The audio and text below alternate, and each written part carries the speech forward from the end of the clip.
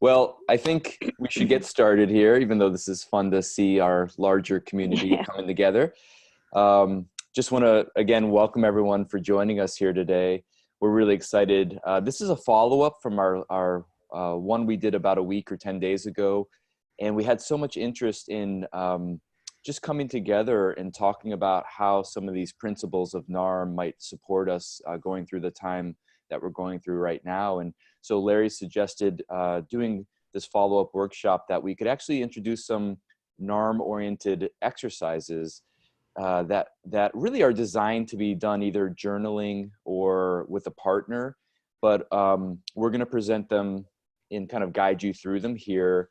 And you're welcome to take screenshots or pictures of the slides, or we can even send them out afterwards so that you can have them. And the idea is to kind of use them on your own after the workshop as well. So in the webinar, we'll call them reflections, but really because we don't have the time that really it would take for you to either share it with a partner or journal for yourself. So we encourage you, as Brad is saying, to follow up on some of these questions or reflections as we put them here. Yeah. Great. And so just real quickly, I think we'll introduce ourselves here. So I'm Brad Kammer. I'm a senior faculty and the training director of NARM. Larry? I'm Larry Heller. I'm the founder and director of NARM and NARM International. So I'm very happy that we have so many Americans as well as international folks here with us today. And Stefanie? And I'm Stefanie Klein. I'm faculty in training with NARM and also the assistant training director. And I'm just really touched, like I'm noticing how touched I am seeing everybody talk about where they're from and just the connection of, feels like a little microcosm of the world coming together. So I'm just really touched to see that. So thank you for being here. Yeah. Yeah, and that is part of the intention of what we wanted to do, is really bring people together, you know, during this time and to provide support for each other. And we feel strongly that NARM can be one of the models that can really be a major resource for people moving through this time. Mm-hmm. So Larry, anything you want to say before we start moving into the exercises? Or? Well, go ahead and have them do the little questionnaire that you got there for a moment. Oh, okay. And then I'll have a few introductory words. Okay. Well, here's the final poll here, so everyone can see it.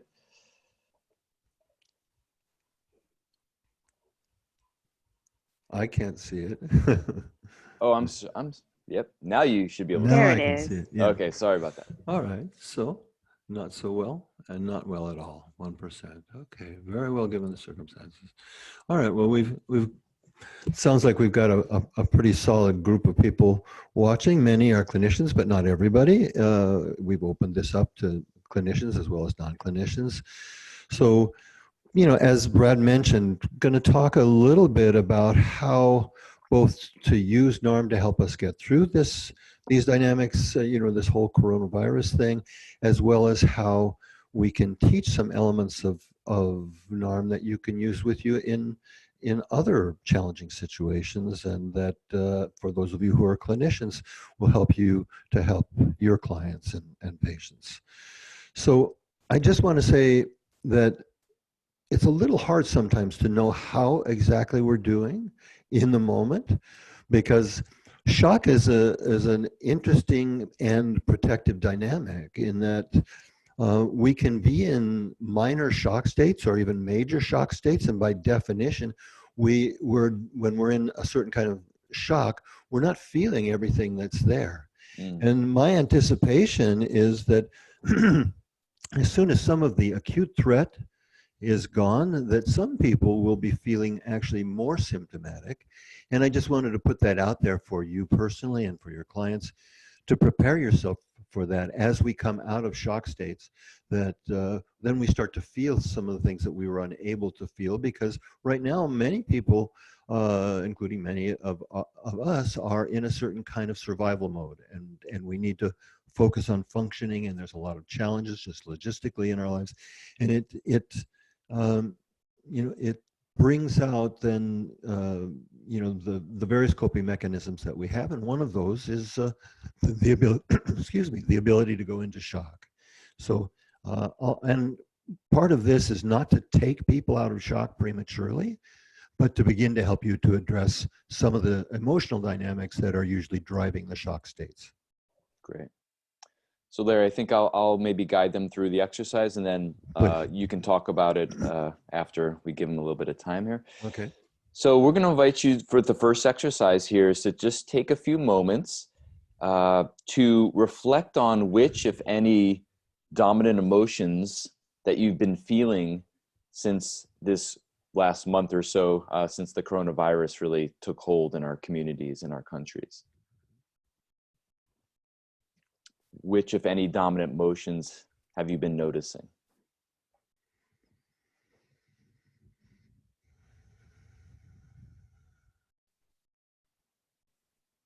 And as you begin to reflect on these emotions, taking a few more moments to reflect on if this emotion or these emotions are familiar to you. In other words, in other situations, do you tend to respond also with this particular emotion? And as you take some time with this question, we're going to invite you just to reflect on your internal state.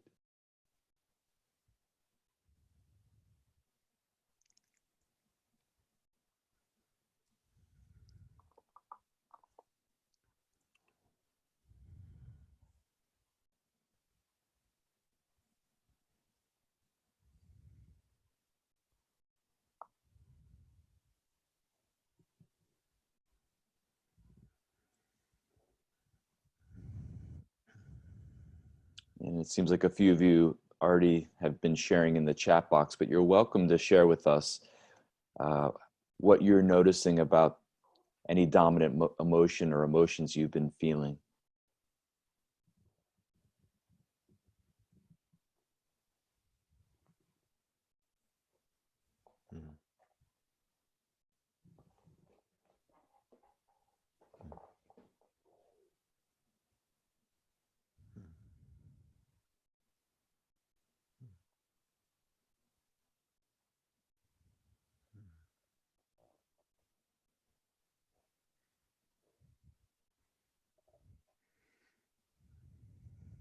And Larry, there's a lot coming through here. So there's a lot, and I just want to share, like as Stefanie was sharing, it's very touching. Just to even people just encapsulating in a few words what you've been feeling, and there's loneliness, abandonment, guilt, grief, sadness, anger.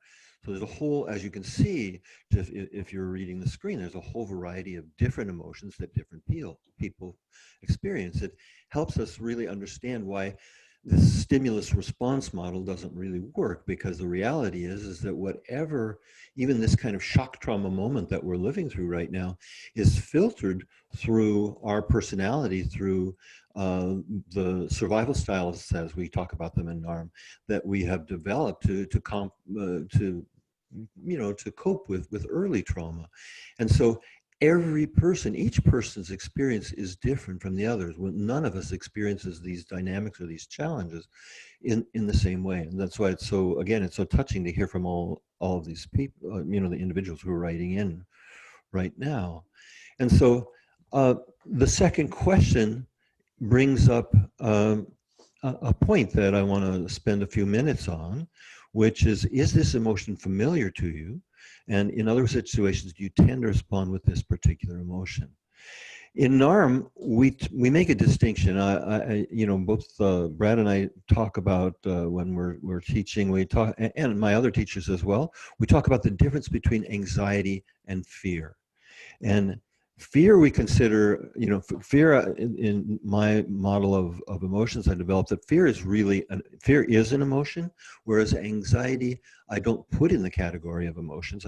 It's more like a signal about some other, usually an emotion, but it could be other things that are going on that we're not aware of.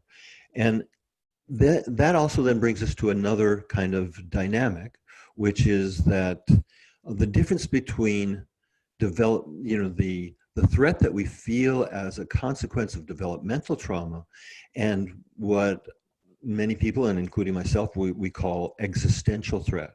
Mm-hmm. So the reality is that there is some existential threat here. Part of the challenge is we don't know exactly what it is, because how much threat we as an individual are in, because this is an invisible an invisible kind of, I was going to say killer, but that's too strong, because only a certain relatively small percentage of people die from it. But that's part of the uncertainty that we're dealing with. But the point I want to make about this is that it's very hard to separate existential threats from threats that are left over from unresolved developmental trauma. And it's helping people sort those dynamics out so that we can respond in a more objective and realistic way to the actual threat that is there, because there is a threat, and how that triggers unresolved issues from our own past. And that's part of what we're going to be talking about here today. So, for example, I saw someone write the word pressured in their comments. And so that might be an example that a very familiar pattern, that we have feelings, we have direct emotions about what's happening, but then the way we relate to the emotions, or the way that we relate to the, what's happening around us, is through a very old familiar response that we might call pressure. Mm-hmm. Okay. So we're going to invite you into the next exercise, which is to take a few moments to reflect on just generally how you've been managing your emotions. Just giving yourself a few moments to reflect on how you've been managing your emotions. And this is actually a really important question, because as people start to reflect on that, I want to put a few things out, is that we manage emotions in a whole variety of both healthy and unhealthy ways. That's coming up, you'll see in a moment, that distinction between the two. There it is, right there. But so often when we talk about managing emotions, one of the primary kinds of default mechanisms that many people have is to dissociate, to disconnect, in a variety of different ways. And then we can either act in the emotions against ourselves, or act out the emotions against the world, or other people, or our partner. Or a month ago, more than a month ago, when we started first becoming aware of this, I said to a friend that we're going to see the rates of domestic violence skyrocket here. And that's exactly what we've seen. I read in France that they're up by 30%. We've got all kinds of, anecdotal evidence that, that domestic violence has also increased in the United States, and I'm sure probably worldwide, because acting out our emotions against someone else, or acting in our emotions against ourselves, interestingly, the paradox is these are all strategies not to feel. So that when we're beating ourselves up, or somebody else, we're actually doing that so we don't feel whatever threatening emotion is in there. And part of what we're holding always in NARM for those of you who aren't familiar with it, is that we're not a goal-oriented therapy. We're never trying to get people into any particular emotion, nor are we trying to do that today. We're not trying to get you to feel any particular emotion, but more commonly what we do is we help people, we direct their attention to the ways that they avoid emotions, and then we explore with them, as we will here with you, what is it that's most frightening about the emotions that we tend to run away from, tend to hide from. And we'll see that a big part of this these strategies have to do with what we call the child consciousness. We don't talk about the inner child in NARM, but it's sort of related to that. We talk about child consciousness, and that so often we're running out of patterns that we developed when we were very, very young. We're running away because, of course, at 3, 4, 5, 6 years old, we didn't know how to deal with some very overwhelming emotions like anger and grief and others. But as adults, we have more options. So just to repeat, we're not trying to get anybody to feel anything, but we are inviting you to explore your relationship to your own emotions, what you're able to feel, what you run away from, what are the strategies that you use, both positive and negative. And since this is up here now, of course we could say that it's probably more positive to manage and regulate your emotions by going out for a run, for example, than it is to, for example, drink yourself silly, with alcohol. That undoubtedly that's a more positive strategy. But ultimately, the strategy that we're supporting in NARM is that you don't have to run at all. That doesn't mean you stop exercising or any of those other things, but you're not doing these various activities with the intention of not feeling. I was watching a well-known celebrity being interviewed on a TV show recently. I won't name the person, but the one thing that this individual said was that it was important to him that he always keep his mind busy, and that he's been really working hard since he's locked up in the house to keep his mind busy. Now, again, I'm not pathologizing that response. That's a human, and it's not unusual. Probably a lot of people are doing that. But we're here, and part of the NARM approach is to reflect on what is this need to keep our mind so busy? What is it that we're going to start to feel if we don't keep ourselves so distracted? And so we're always holding the possibility that we can become increasingly less distracted. And being distracted is, a major coping mechanism, and one that I'm sure many people, as you're reflecting on this second part of the question, are noticing in yourselves. And in itself, it's not bad, but we're not there to take away any strategies that you have. We're here to help you see other options that you might not have seen. And that's our clinical model as well. We're not trying to take away a person's coping mechanisms. We're trying to help them add to the various kinds of ways of dealing with difficult emotions that they have, in addition to the ones they've already developed. Yeah. Thanks, Larry. So again, just maybe taking a few more moments with this question. I appreciate everyone sharing with us.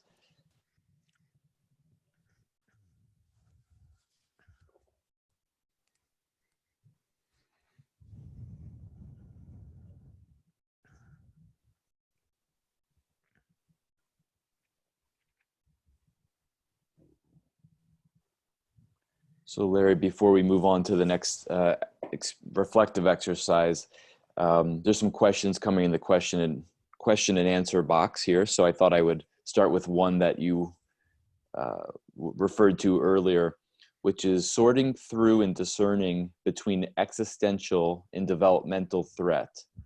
What are we hoping to accomplish with all of that effort? Well, let's just say that, the fact is that we need to be able to respond to existential threat. That means real threat. That means, taking appropriate steps to minimize our exposure, talking about specifically this challenge right now, to minimize our exposure to the virus and to minimize spreading it to other people. So there is an existential threat there. There is the threat of disease. And in that threat of disease, for a small percentage of people, there is a real threat of death. And just because it's a small percentage of people doesn't change it for any given individual, because the reality is, and part of the challenge is that we don't know what our susceptibility is, because it isn't just older people that are dying from this. We know that some younger people are also dying. It tends to be much less than older people, or people with so-called with comorbid conditions, other pre-existing conditions, in other words. So by being able to see what of our reactions are being what we would call overdetermined, in other words, being driven by unresolved developmental trauma, we can work with that. We can take the actions in the world that we need to do to deal with the existential threat, and to acknowledge that there's a general feeling, general experience among human beings of fear of death, but to separate out those elements that are part of our early history makes such a difference. There was one person I noticed, they were going very quickly here. One person wrote abandonment. And again, it's certainly understandable that you might feel abandonment, because particularly, I don't know this person's living situation, if they're living alone, for example, and they only have virtual contact with people. We're designed to have personal contact. And so it is a very real difficulty, but the very use of the word abandonment suggests to me, at least, I couldn't know without exploring this more with this person, that maybe some other earlier abandonment issues may be triggered by this person or in other people who are having similar experiences. When we can get clearer on that, we actually can settle. And as I've said in other podcasts, as we settle and as we come out of high arousal states, the prefrontal cortex comes online, and we can actually be more precise in terms of and appropriate in terms of the measures that we're taking to protect ourselves and our loved ones and other people as well. So it's really, in a short webinar like this, it's hard to give you a more complete answer than that. We spend a lot of time in the training program teaching people how to distinguish just that. That's why we work, and that's part of why we're working on developmental trauma as one of our major modalities. So Larry, there was a follow-up to the question, which is an interesting one. It's for people that reflect on existential threat as part of their depression, part of their patterns of depression. Mm-hmm. She's sharing that there's a fine line there about contemplating the existential threat part versus kind of the pattern. So I wonder if you could say more about that. Well, if I understand the question, the way I would respond to that is that when we're talking about depression, we're talking about a certain kind of collapse state. It's a parasympathetic and nervous system level we're talking about now. It's a parasympathetic response. And we know that depressed people are collapsing, both on a physiological and emotional level, but also in terms of their sense of self, their sense of identity. And I would have to explore any given individual's response if they're feeling depressed. And it's important, as we would, take apart the various elements, to see what is this dynamic of going into collapse about. Again, I can be pretty certain that at least some of this is an old pattern that people who are dealing with a lot of depression in this time period, that they're dealing with very real loss of mobility, potential loss of jobs, loss of income, loss of just the everyday kinds of pleasures that that we have, and just the everyday life there's a grieving there. But depression and grieving are different, and I've made an important kind of distinction when I'm talking about emotional completion, is that depression is not an emotion. It's more a strategy. Whereas grieving, when it's an alive grieving, like there is grief that is part of this process. The world has changed. It may never be the same, and that doesn't necessarily mean in a bad way, but the world is changing. This virus is getting us to look at ourselves and the world in a different way. And the other side of that is, just as we were talking about earlier, is that we're also coming together in a different way. We've got people from so many different countries on this webinar, and we're all going through something similar. So there's, in any trauma, there's always some, something that can be learned and something positive that can come out of that. So that's just the overall brief answer that I can give it, with the time that we have. But it really does make it makes a very big difference to be able to know, okay, this is something that I've been dealing with for a long time, and this is just simply a realistic response to an actual threat in the moment. Yeah. Well, one more related question, maybe before we move on to the next exercise. It's a question about how about the existential threat of isolation? I know we talked about that last time. Maybe we could talk a little bit more from the aspect of how that connects to our emotions.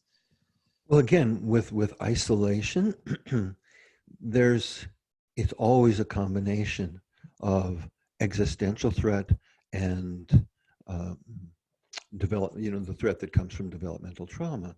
So that some individuals, of course, can manage the isolation, even though, again, I think we're hardwired for connection as human beings, but some people can manage we know this is temporary. We don't know how temporary it is, but unless you're in some kind of extreme situation, which I don't know about, obviously, your life isn't being threatened at this moment. Emotionally, it's very challenging, though, to be isolated. And some of those emotions are being driven from earlier experiences and our adaptation to early experiences where we were isolated and really had no control. And I always tell the clinicians in the training program, when we look at these dynamics from a child's perspective, if you experience, let's say, an early hospitalization where you are in isolation, that as a child or an infant, though that 2-week experience or 1-week experience, in their world, it feels like forever. And those kinds of dynamics get overlaid on the very real challenge of being isolated as an adult, and they get mixed together. That's the existential and the developmental, again, coming together. So being able to sort out, oh, this is triggering something really, significant in my early history, versus I'm just having a challenge dealing with that I can't be with my friends, that I'm not having physical contact if you're living alone, for example. Those are real problems, are real difficulties, are challenges for us as human beings, but they're not life-threatening. And it's hard to make that distinction when other life-threatening experiences are kind of coming out of the cracks as we deal with this very real trauma as the entire world now is dealing with. Mm-hmm. Okay, actually one more question, because it relates to this exercise we just did previously, but because coping mechanisms are so ingrained, are there suggestions on how to notice the moment before it comes up and then override this habit? Well, it brings up the question of mindfulness and to learning one of the core elements that we teach in NARM is learning how to listen to our emotions, learning how to listen to our bodies. And that it's easy to say, those, but it's not always so easy to do. Particularly, some people have gotten better at listening to their bodies than they are at listening to their emotions. And we're focusing on this part really on learning to listen to your emotions in a clearer way and in a more direct way. And the question that we'll be asking later, I'm anticipating a little bit, is if we don't run away from the emotion, then we have the possibility to get a sense of, or to get the message that this emotion is trying to communicate to us. Because emotions are not random. They are, they are all forms of communication to ourselves, to others, and so on. So go ahead, Brad. I think that's where you're going. It's either this one or the next one, but let's see. I think it might be the next one, but let's start. We'll come back to that when we get to the slide that relates to that. I'll say a little bit more. Exactly. But this is an important step along the way, I think, for people to take a look at. That's right. Yeah, and you mentioned this already. So I'm going to invite you to just take a few moments with us to reflect on if there's one emotion that you might be aware of that you're trying to avoid, that you might be kind of using your strategies to push aside a little bit in this moment. Let me share, while people are doing it, let me just share a personal response. Okay. Is that I was late in the evening. I took my partner to a grocery store, and we went late because we were told that it was easier to get produce at that time. And so we decided only one of us would go in. And so we alternate. This time she went in and I was sitting in the car. The streets, which were normally filled with traffic, even at 8:30 at night in this area where I live, would be filled with traffic.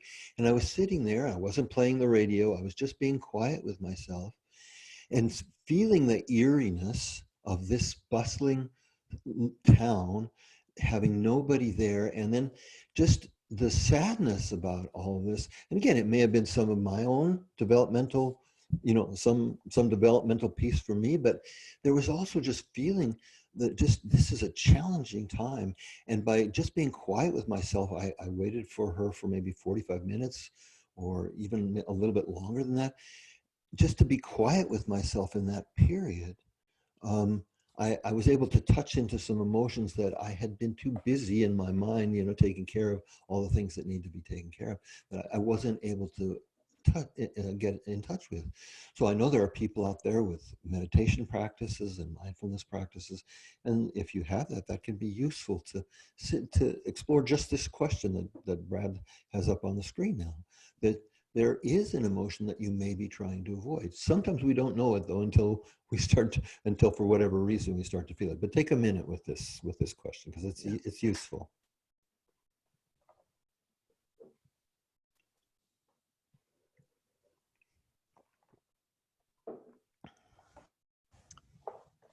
The second part of this question is, if you're able to identify an emotion that you might be attempting to avoid, what is the most frightening thing to you about this particular emotion?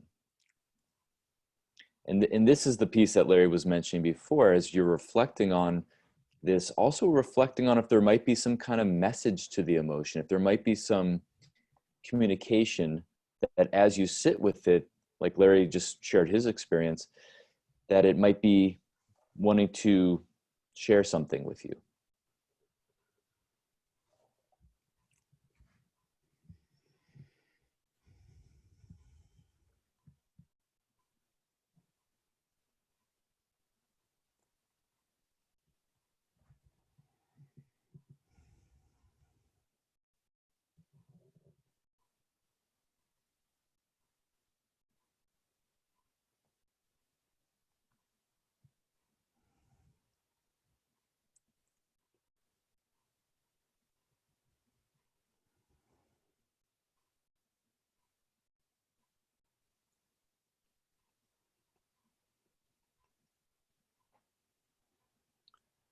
So Larry, someone mentioned that these emotions will cause freeze. I thought that might be interesting for you to respond to.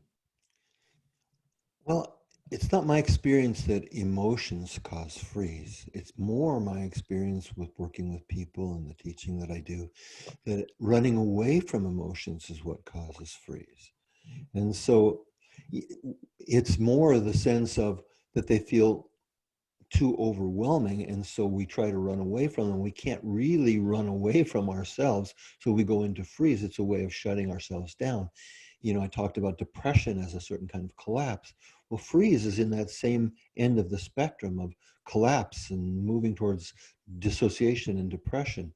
So it isn't the emotions that are causing the freeze, it's the fear of the emotions.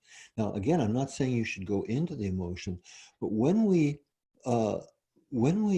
kind of inquire into what is the frightening thing about any particular emotion, most of what we'll discover is actually developmental. Because otherwise they're just emotions. Emotions come and go. When we learn how to listen to emotions and what is the emotion, the message that is implicit in that emotion, it's not so overwhelming.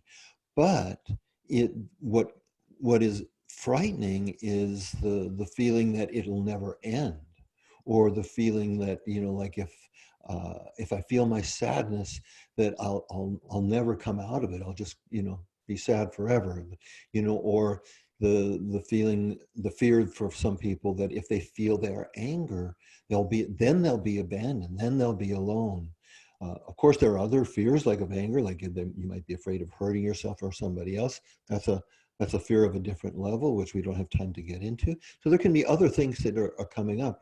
But when we are able to identify what's the most frightening thing about the emotion and bring that comes more to our adult consciousness, what we in NARM call the embodied adult consciousness, then it becomes much more easy to deal with that as an adult than as a child, where we had no sense of context, where any given moment was forever.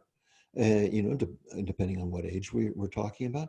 And so when we're able to get at least some general sense of what it is that is so frightening to us about any given emotion, it tends to free us up.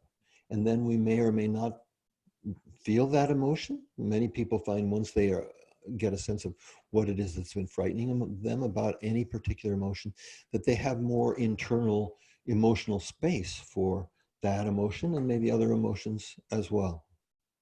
Mm-hmm. So we talked just briefly about helplessness. Someone asked a question about powerlessness. Mm-hmm. Can you talk a little bit more about helplessness and powerlessness from this perspective of emotions? Yeah, it's probably the thing that we hate the most as human beings, seriously. And, it's not pleasant. And the reality is that in many areas of life, we are helpless and we are powerless. We don't have power over life and death. And so it's coming to terms with helplessness and powerlessness. But that also then brings up the developmental issue, because when we experienced a tremendous amount of helplessness and powerlessness as children, it was at a very different level of experience. And the unconscious survival mechanisms that we developed saved us, at that point in our life. But these same survival mechanisms that once protected us, to shut down, to go into freeze, to dissociate, to depress ourselves, all of those things, we end up as adults, when we continue to use these old survival mechanisms, they tend to create the very symptoms and difficulties that we experience as adults. Great. So there's some more questions, but let's move through another exercise here. Okay. So I'm going to invite everyone to take a few moments to reflect on your relationship to loss and grief.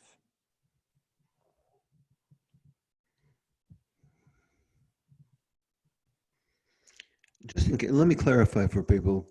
Well, yeah, we got it coming. You got it right there. There it is.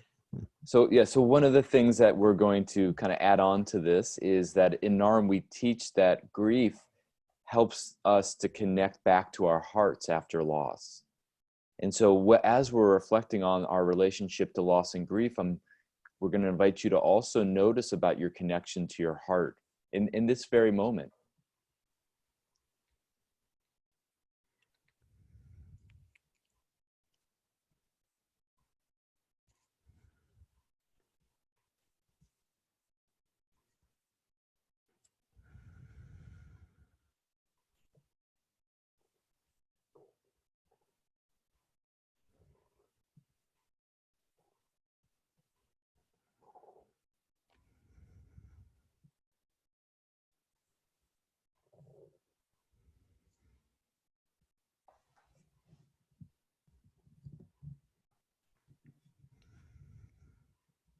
And again, if you feel comfortable sharing in the chat what you notice as you reflect on your connection to your heart in this moment.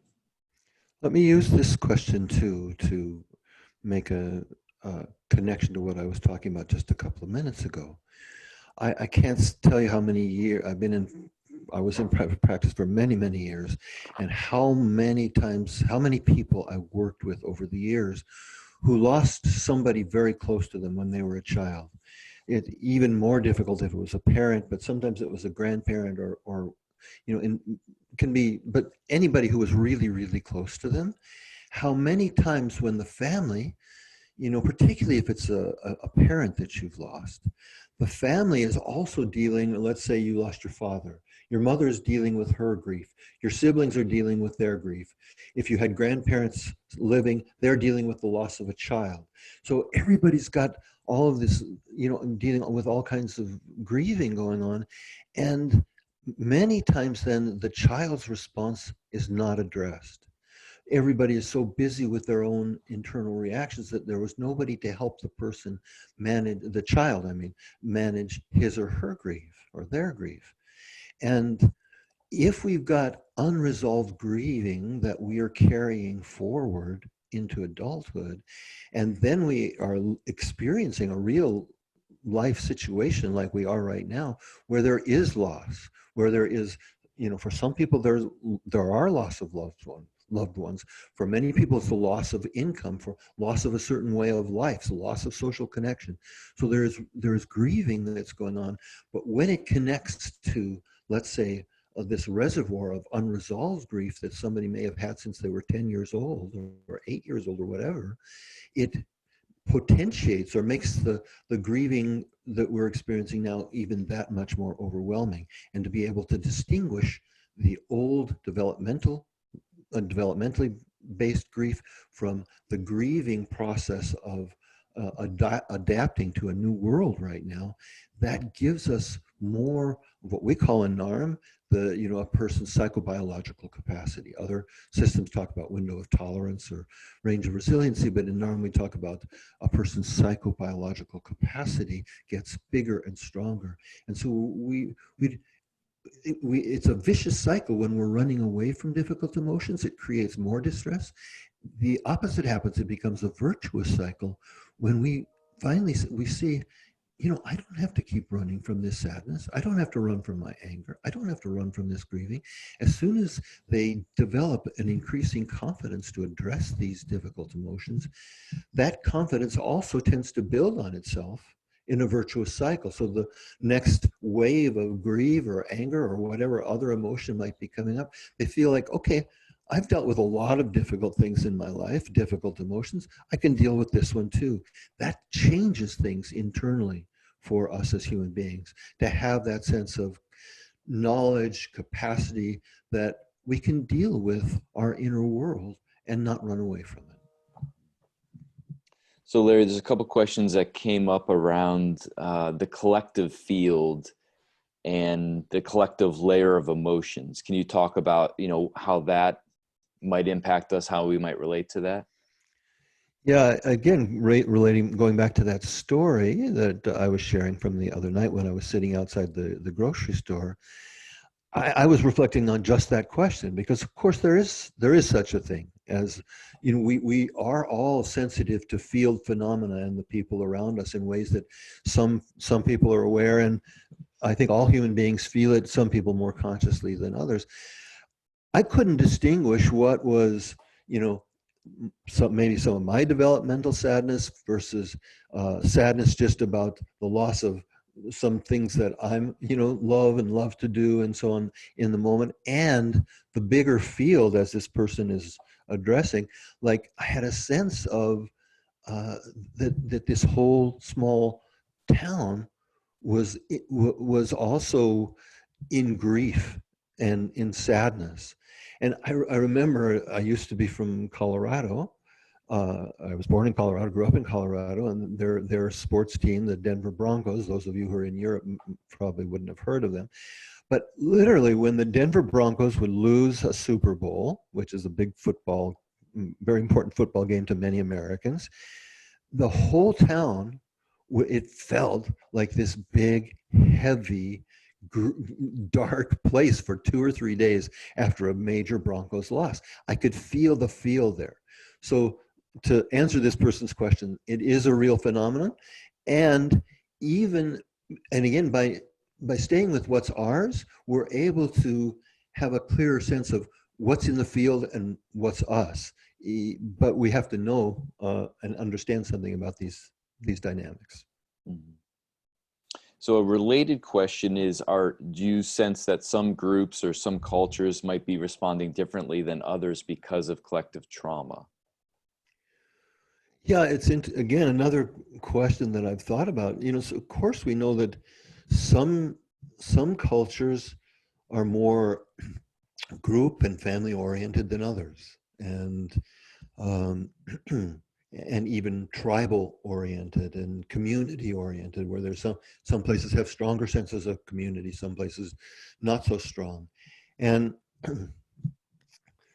yeah, I think, of course, it's going to be one factor that comes into play, particularly depending on what the specific details of the social isolation that they're practicing. If a person has never experienced themselves in any way separate from their tribal or family or cultural or religious, unit, and they're not able to have access to that community right now. I think it's challenging, and the support that community can provide and does provide for us is also not as available, at least face to face. It's these virtual communities that, which is I think why we have such a large number of viewers today, is because again there's a hunger for some kind of community in the sense that we can do in the way that we can do it now, which is primarily virtually. Those of you who for whom English is not your first language, virtually means through the internet here. Yeah. So the flip side of that is someone asked a question earlier about people that are feeling relieved by the social distancing and wondering if you could speak a little bit to that side of the pattern.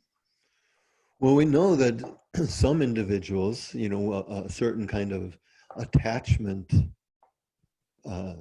pattern that some individuals develop when attachment isn't satisfactory or isn't, is compromised in some significant way, is that they actually turn away from connection as a way of, again, it's a survival mechanism. It's like, okay, you're not there.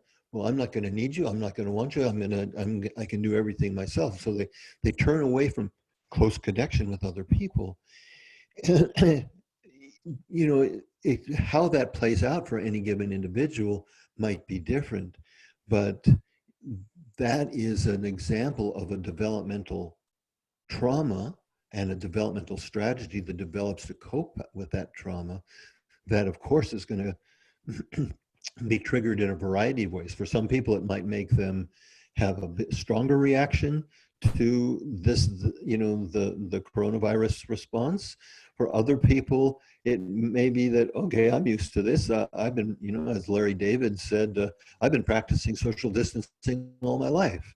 So it's hard to know. And, and there's a lot of self-deception that we use as human beings, a lot of ways that we try and rationalize and justify the various things that we do. So it's hard to know without exploring with a given individual, their particular response to, to a very real threat and very real, dynamic that's going on in the world today.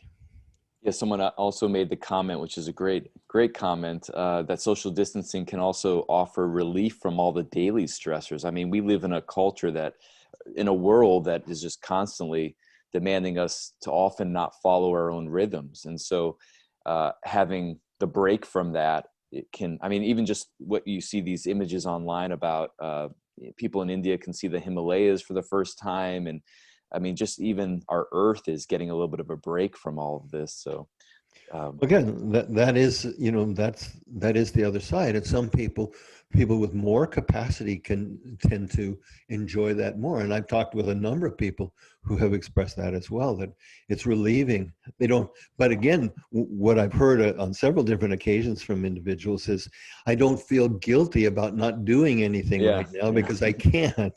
But see, then the dynamic is, okay, you're implying then that you do a lot of the things that you do out of guilt.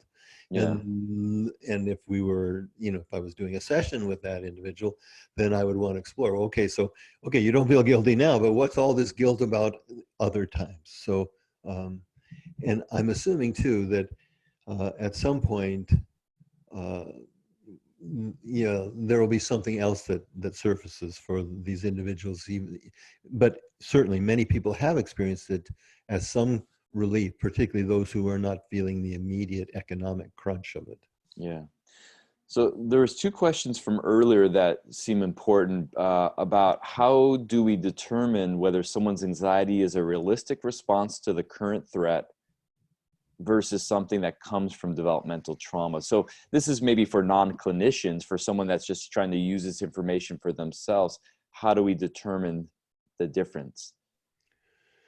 Well, from a distance, it can be challenging. I can give a few little guidelines, but mostly you need to explore it either with, a friend or a partner or through journaling, to get a sense, we would want to explore, for example, what's been my level, we might put on do a Likert scale, you know, what number would we put to our level of anxiety on an everyday basis? How many, you know, and if it's fairly high all the time, and now I'm just feeling more anxious, then we know, okay, well, anxiety is an ongoing theme in my life. It's telling me that there's something inside me that's unresolved. That would be, you know, one way to look at that. We would also want to look at what specific elements are is this particular person anxious about? You know, what is the content of the anxiety that they're feeling? Because as we saw from the responses earlier, there's very different emotional responses, and if you talk to people about the content of their anxiety, there will be different responses from different people. So the difference tells us something about ourselves. It's not like there's any right response or wrong response, but again, it's just something that we can then begin to explore within ourselves. Mm-hmm. So a couple more questions here about emotion. Is there usually sadness and grief underneath anger? I would say generally that's true, but that doesn't mean that there's also not anger underneath sadness and grief. Because in NARM, you know, I talk about primary and default emotions, and we can use anger to get away from sadness and grief, but we can also collapse into sadness and grief to get away from anger. So we want to get a sense of, you know, is this emotion easy for us to go to and familiar, or is it an emotion that we're not so used to experiencing? Mm-hmm. Okay, so maybe we're gonna move here to the last reflection, is to take a few moments. There's three parts to this one. So the first part is, what is your intention for how you'd like to be present with your emotions during this critical period? What's the intention for how you'd like to be present with your emotions?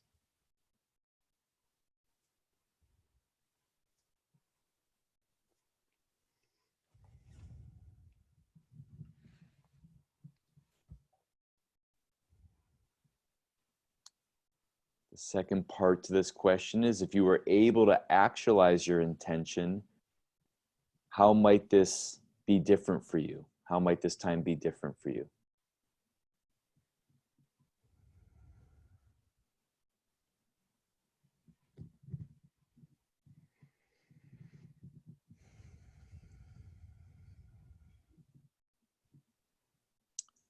And then the last part of this is, with as much compassion as possible, what might be in your way of actualizing your intention?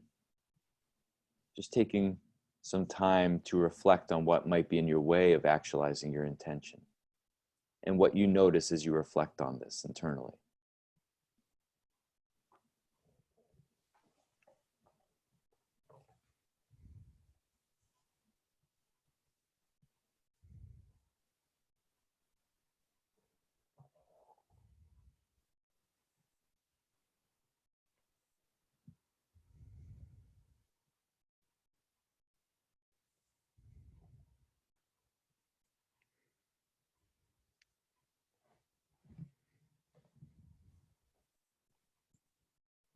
So Larry, I don't know if there was anything you wanted to talk about. Okay. In terms of kind of putting this in a larger context, this last slide here, what I hope that you will take with you from this, you know, relatively short webinar is that in NARM we're holding that we don't have to be afraid of our inner world, that much of the fears and the anxieties that we have, even when there's existential in nature, are often, again, unresolved material from the past, what I call futuristic memory. So that, if we've been abandoned, we might then fear most abandonment. If we had, and it isn't always exactly a one-to-one like that, but that whatever unresolved material from the past, it's past. The worst, really, I know this is hard to get the first time around, but the worst has already happened to us. Now, that doesn't mean, of course, we're all likely to, at some point in our lives, get sick. It's inevitable that all of us are going to die. So some people are saying, well, how can it get worse than that? But when I'm working with somebody who's dealing with fear of death, I want to know, what exactly are your fears? For some people, it's abandonment, aloneness, trappedness, other kinds of issues that really relate to developmental trauma and not to some kind of existential threat. So the more that we are able to be in touch with our emotions as part of our whole inner experience with our inner world, the more resources we bring to bear to deal with, any of the challenges that life brings us. And of course, what we're going through right now is a huge challenge. Yeah, Larry thanks. or Brad, I wondered if you guys wanted to say anything about the state of curiosity and the healing power of the state of curiosity, because I've been reflecting this whole time that what connects all these exercises is really not finding the definitive answer, because the answers are so layered and complex. It's really Right. this state of curiosity and being able to reflect with interest about ourselves and our internal states. That's a great way to bring it together, Stefanie. Thank you for that, because what Stefanie is saying is exactly the case. Is that the curiosity is part of the exploratory orienting response versus the defensive orienting response, which is to try and get away from threat. So as soon as we become curious about our inner state and stop, and slowly, step by step, stop running from it, we become, the complexity of our inner world becomes more available to us. And actually, as that happens, it becomes, we get increasingly less frightened in general, and in particular in terms of our own internal experience. Great. So just as we wrap up here, first of all, we want to thank everyone for coming, and we have some resources available. We have our podcast that we just launched earlier this year. We're really excited about sharing that with the world, and it's called Transforming Trauma. The most recent episode was with Larry and Gabor Mate. I'm sure many of you know Gabor Mate's work, one of the kind of leading trauma visionaries in our world here. And we have a lot more really interesting ones coming that focus on complex trauma and all the issues we've been addressing today, from NARM therapists and other people that are leading people in our trauma field. So you can find that on our website. You can find that on all the places you can find podcasts, like Apple Podcasts and all that kind of stuff. We also have an online program. I know many of you are already part of this. And we do monthly webinars similar to this, and we show demo videos of NARM, just various ways that people around the world can get a deeper connection and engagement with NARM. We also have a community, an international community that we've been building, which we're really excited about, including today here too. Mm-hmm. And then for those of you that are therapists, we do have live trainings. Right now we're kind of on pause like everyone is, but we hope to be back together soon in community. And we're going to be launching some online trainings as well. So if you're interested in that, be connected with us through our website or signing up for our newsletters. So anyways, we're just really wanting to continue to connect with all of you and help you with some resources that we have from NARM. We're going to be doing another one. I can't remember the date, but I think early May. Larry, do you remember the date? I don't have it in front of me, Brad. Okay. So yeah, we'll be sending out we're going to be doing another one in a few weeks. And yeah, we just really appreciate all the engagement, and thank you to Larry and Stefanie. Anything you two wanted to say as we wrap up here? No, it's just very touching, as we have a very, very large group of viewers today, and more that will be watching it. And again, just this feeling of in these challenging times coming together as a kind of a world community of people who are like-minded in a certain way of, wanting to understand more about ourselves and others, and in appropriate cases with our clients, just the human condition, because we're all explorers of the human condition, I think. The next community event is actually scheduled for the free community event for Thursday, May 14th, 10 to 11 Pacific. So you can do the math, what that means in your time zone. And we're looking forward to being together again. And so appreciate this tremendous turnout and connection. So thanks to Brad and Larry, and thank you all for being here. Hopefully we'll see you again on May 14th. Excellent. Thanks, everyone. Yeah, Be well. Thanks, Brad. Thanks, Stefanie. Yeah. Take care.